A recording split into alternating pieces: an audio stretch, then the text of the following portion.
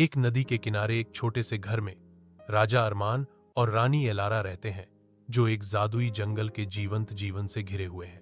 नंगे पैर रानी एलारा फूलों के बीच घूमती है, जड़ी बूटियां इकट्ठा करती है, क्योंकि तितलियां उसके पीछे नृत्य करती हैं। पक्षी उसकी कोमल आत्मा और जंगल की सद्भावना से आकर्षित होकर उसके कंधों पर सांत्वना पाते हैं।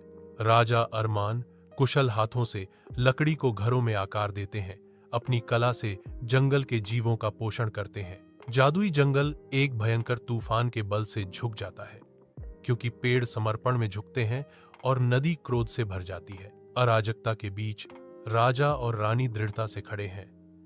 उनकी संयुक्त शक्ति बढ़ती आंधी के खिलाफ एक प्रकाश स्तंभ है। तत्काल अनुग्रह के साथ राजा घबराए हुए पक्षियों को उच्च शाखाओं के अभयारण्य की ओर ले जाता है, जो तूफान की दहाड़ के खिलाफ पंखों का एक सिम्फनी है। रानी कांपते हुए खरगोशों को गुप्त सुरंगों की ओर ले जाती है। उसका स्पर्श अशांति के केंद्र में सुरक्षा का वादा है। साथ मिलकर वे रक्षक के रूप में खड़े हैं। उनकी बुद्धिमत्ता बाढ़ के निरंतर अग्रिम के खिलाफ एक ढाल है, जो उनके राज्य की रक्षा करती है।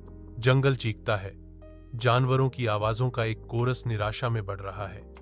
फिर भी राजा और रानी अडिग रहते हैं। उनका संकल्प अटूट है। तूफान के बाद एक जीवंत इंद्रधनुष रात के आकाश में धनुषाकार होता है, जादुई जंगल को आशा से रंगता है। फूल नए रंगों की एक दंगा में फूटते हैं, उनकी पंखुड़ियां नरम रोशनी में खुलती हैं। रानी एक शांत मुस्कान के साथ घोषणा करती है, हम ताज नहीं पहन सकते, लेकिन हम शहर की तुलना में यहां अधिक शाही हैं। राजा कहते हैं, उनकी आवाज श्रद्धा से भरी हुई है, क्योंकि यहां हम शक्ति से नहीं बल्कि प्रेम से शासन करते हैं और प्रकृति हमारा राज्य है।